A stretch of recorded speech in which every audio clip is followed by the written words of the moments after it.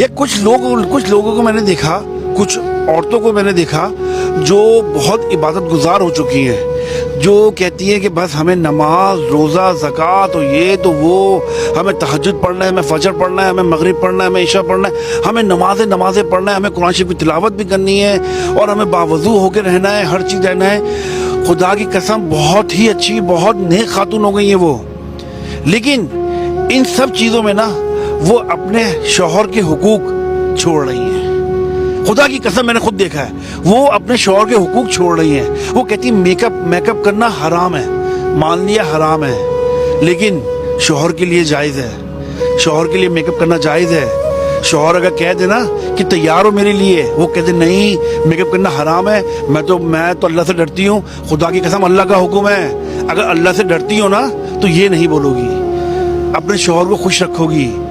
शौहर अगर बोल देना कि आज इस तरह से कपड़े पहनो, मुझे पसंद है, ये इतना मेकअप करो, मुझे पसंद है, तो तुम्हारा फर्ज है, तुम करोगी। अगर नहीं करोगी तो दिन रात जो तुम वजू में फिर रही हो ना, जो नमाजें पढ़ रही हो, वो सब बेकार है, हर चीज़ बेकार है, जन्नत की खुशबू नहीं मिलनी तुमको।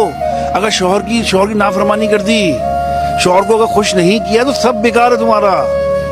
तो मैं उन बहनों को कहता हूँ कि बहुत अच्छी बात है भाई, नमाजें पढ़ो, हर चीज़ करो, लेकिन अपने शौहर को नज़रअंदाज ना करो, क्योंकि वही है तुम्हारे लिए।